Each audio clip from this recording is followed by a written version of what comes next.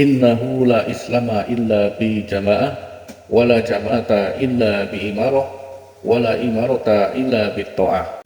Jika di LDII hadis ini ada kekurangan, yaitu wala imarata illa bi bai'ah wala bai'ata illa bi ta'ah, yang artinya ingatlah sesungguhnya tidak ada Islam kecuali dengan berjamaah, dan tidak ada jamaah kecuali dengan adanya pemimpin, dan tidak ada pemimpin kecuali harus dibaiat, dan tidak ada gunanya baiat jika tidak ditaati.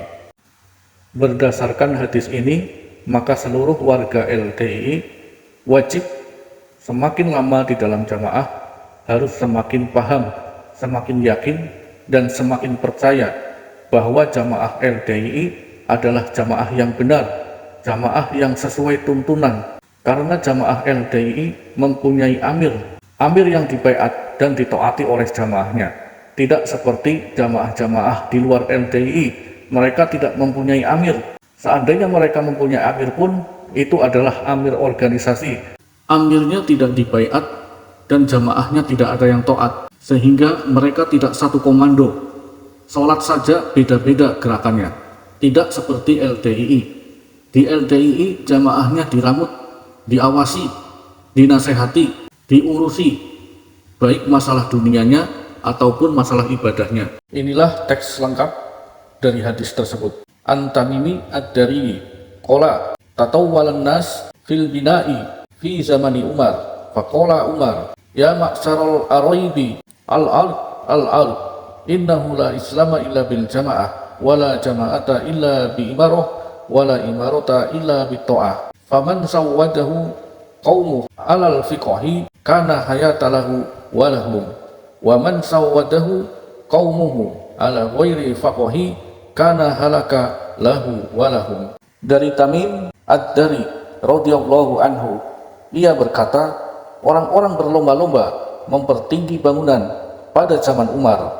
Lalu Umar berkata, wahai masyarakat Arab, ingatlah tanah, sesungguhnya tidak ada Islam kecuali dengan berjamaah, dan tidak ada jamaah kecuali dengan adanya kepemimpinan, dan tidak ada gunanya kepemimpinan kecuali dengan ditaati. Pedoman ini keluar dari Umar radhiyallahu anhu, yang mana pada saat itu Umar yang memimpin tentara dan kaum muslimin pada saat itu baru saja memenangkan dua perang besar, yaitu melawan Romawi dan Persia, sehingga banyak harta-harta rampasan perang yang dibawa pulang. Kaum muslimin pada saat itu sangat senang dan berlomba-lomba untuk membangun rumah yang tinggi-tinggi. Dalil ini bersumber dari Umar radhiyallahu anhu, bukan berasal dari firman Allah dan bukan pula berasal dari sabda Rasulullah. Ingat, Allah tidak pernah berfirman seperti itu dan Nabi Muhammad tidak pernah bersabda seperti itu. Artinya ini bukan ajaran Allah dan Rasul. Akan tetapi Nabi Muhammad pernah bersabda, sepeninggalku nanti ikutilah para sahabat-sahabatku, kemudian ikutilah para tabi'in, kemudian ikutilah para tabi'in.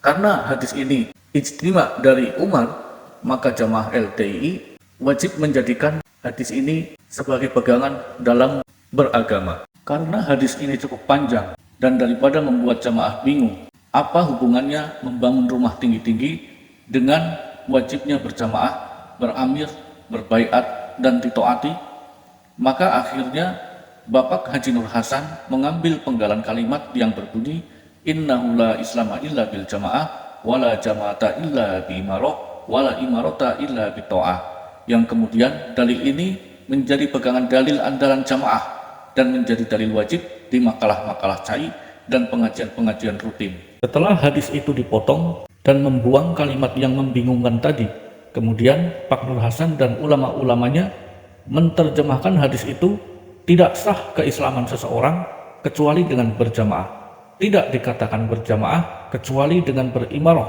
dan tidak berimarah kecuali dengan ketaatan. Dengan cara itu diharapkan agar para jamaah bisa lebih mudah memahami apa arti dari hadis tersebut. Jika dibaca dari belakang pun, hadis ini terjemahannya akan sama, yaitu tidak taat maka tidak beramir, tidak beramir maka tidak berjamaah, dan tidak berjamaah, maka tidak sah Islamnya. Dari pengertian Pak Nur Hasan ini juga yang membuat para pengikut-pengikutnya menganggap semua orang Islam yang tidak bergabung dan tidak berbaiat dengan Pak Nur Hasan dianggap kafir. Dan hadis ini sahih. Namun Pak Nur Hasan dan ulama-ulamanya dianggap menyelewengkan terjemahan oleh ulama-ulama di luar jamaah.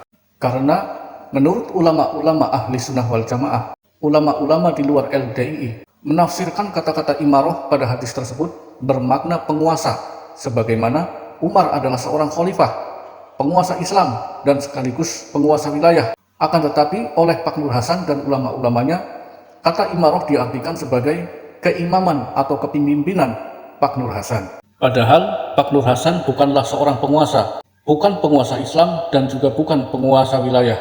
Umar adalah seorang pemimpin, seorang khalifah yang pada saat itu mengatakan kepada kaumnya agar mentaati nasihat dari Umar sebagai pemimpin mereka. Umar tidak bermaksud mengatakan kepada kaumnya untuk berbaiat kepada Umar. Oleh karena itu, saya tegaskan kepada semua jamaah LDII, semakin lama di dalam jamaah harus semakin paham, makin yakin dan makin percaya bahwa menetapi jamaah di dalam LDII adalah jalan yang sesat. Kenapa sesat? Karena hadis yang menjadi andalan LDII ini bukanlah ajaran dari Allah dan Rasul. Sanadnya terputus sehingga hadis ini dikatakan dhaif. Yang kedua, Bapak Nur Hasan telah memelencengkan makna dari hadis ini dari makna yang sebenarnya. Nabi mengatakan bahwa jamaah adalah orang yang mengikuti sunnah-sunnah Nabi Muhammad.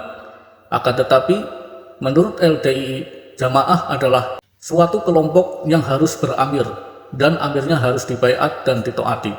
Dan itu sama sekali bukan ajaran dari Nabi Muhammad. Dan sesuatu yang tidak diajarkan oleh Nabi Muhammad, hukumnya adalah bid'ah. Sayangnya, pengikut-pengikut LDII selama ini tidak pernah diberikan pengertian apa itu hadis sahih, apa itu hadis hasan, dan apa itu hadis dhaif.